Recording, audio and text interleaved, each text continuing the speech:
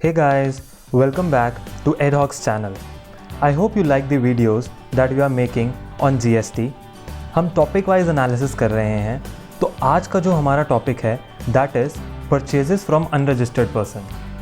अब purchases from unregistered person के लिए GST में स्पेशल प्रोविजंस हैं। आज तक के जितने भी हमारे एग्जिस्टिंग लॉज थे उनमें कभी अनरजिस्टर्ड पर्सनस की टैक्सेबिलिटी के ऊपर बात नहीं की गई थी, लेकिन GST में गवर्नमेंट ने इसको भी टैक्सेबल बना दिया और इसका इंसिडेंस गवर्नमेंट ने कुछ इस तरह शिफ्ट किया कि एक तरीके से ये अब कंपलसरी हो गया है हर वेंडर के लिए रजिस्टर होना अगर वो बिज़नेस एनवायरनमेंट में सर्वाइव करना चाहता है। तो आइए आज डिस्कस करते हैं हम कि क्या कंप्लायंसेस हैं और क्या प्रोविजंस हैं अगर कोई परचेजेस करी जाती हैं किसी अनरजिस्टर्ड पर्सन से। तो जो सबसे पहली चीज़ हमें पता होनी चाहिए अगर हम किसी भी अनरजिस्टर्ड पर्सन से परचेज़ कर रहे हैं वो ये है कि हमें इसका टैक्स रिवर्स चार्ज बेसिस पे गवर्नमेंट को जमा करवाना पड़ेगा। अब ये रिवर्स चार्ज बेसिस क्या होता है?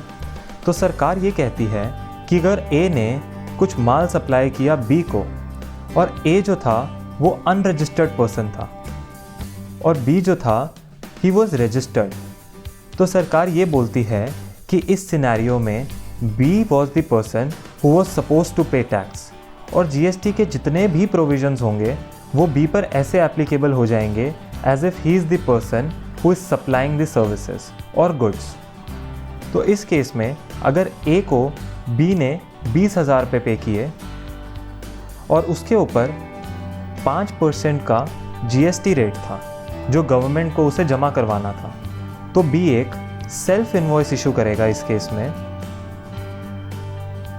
इस सेल्फ इनवॉइस में बी ये मेंशन करेगा कि बी ने ए से कुछ सर्विसेज प्रोक्योर करी हैं और उसके ऊपर जो टैक्स था दैट वाज 5% और ये वाला जो टैक्स अमाउंट बनकर आएगा बी ये जाकर गवर्नमेंट को जमा करवा देगा। तो अब इस केस में होगा क्या?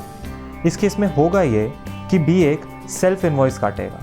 अब जब सेल्फ इनवॉइस बी एक काट रहा है तो उसमें सबसे बड़ा चैलेंज ये आता है कि ये सेल्फ इनवॉइस का फॉर्मेट क्या होगा। तो इस केस में जो सेल्फ इनवॉइस का फॉर्मेट है that is same as a tax invoice.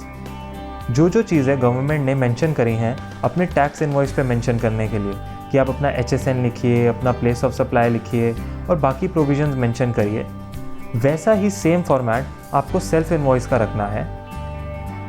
बस फ़र्क ये आ जाएगा कि उस सेल्फ इनवॉइस के फॉर्मेट में टू और फ्रॉम दोनों में ही उस रिसिपिएंट का नाम आ जाएगा।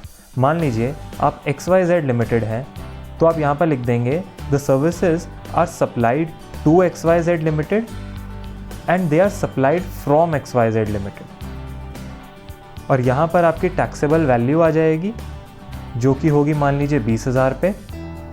रेट ऑफ टैक्स आ जाएगा 5% जो कि होगा 1,000 रुपये और 21,000 रुपये का आप अपने पे एक सेल्फ इनवॉइस काट लें और ये जो 1,000 रुपये है ये आप गवर्नमेंट को जाके जमा करवा देंगे। और जो सेकंड कंप्लायंस एक रेसिपिएंट को पूरा करना है वो ये है कि आपको एक पेमेंट वाउचर इशू करना है। अभी जो पेमेंट वाउचर का कॉन्सेप्ट है ये GST में लॉन्च किया गया है।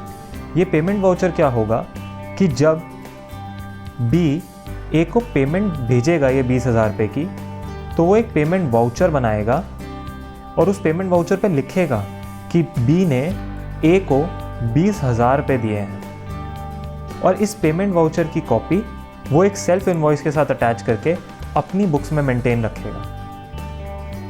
तो ये 2 पॉइंट्स थे जो बहुत ज़रूरी हैं किसी भी पर्सन को अगर वो अनरजिस्टर्ड पर्सन से प्रोक्योरमेंट कर रहा है तो उसे ये इन 2 पॉइंट्स के बारे में पता होना चाहिए।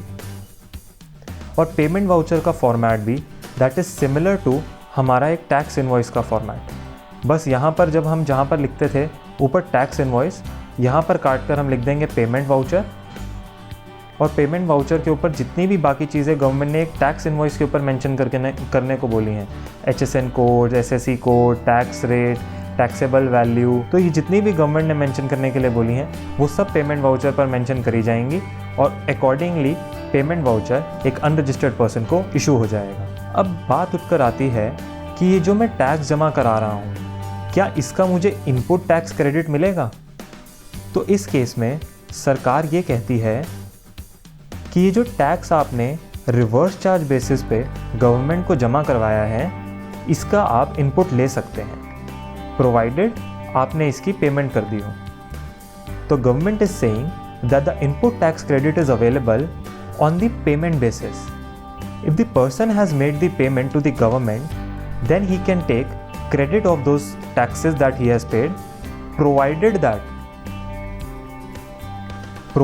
that जो ये taxes वो पे कर रहा है वो एक eligible ड्यूटी थे for input tax credit। अब मान लीजिए उसने कोई GTA की सर्विस ली, या फॉर एग्जाम्पल मान लीजिए उसने कोई अनरजिस्टर्ड पर्सन से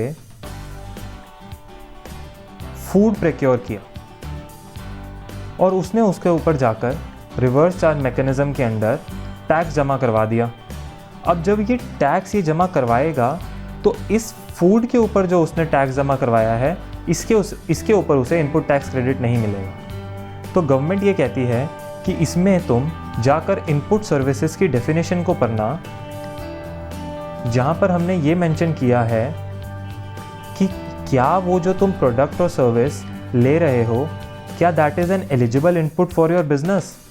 अगर वो एलिजिबल इनपुट है ही नहीं, ये फूड के खर्चे, ये कैब के खर्चे, ये वाले जो खर्चे हैं, इनका सरकार कहती है हम इनपुट टैक्स क्रेडिट तुम्हें वैसे भी नहीं देंगे, बेशक तुम फॉरवर्ड चार्ज में गवर्नमेंट को टैक्स पे कर रहे हो या फिर रिवर्स चार्ज में। इनपुट टैक्स क्रेडिट सिर्फ उन टैक्सेस का अवेलेबल होगा जो किसी एलिजिबल इनपुट के अगेंस्ट पे किए जाएंगे।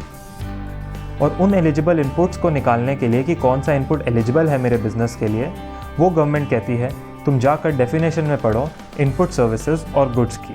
सो that was all about the compliance procedures. I hope you like the video. Please do subscribe to our channel. Thank you.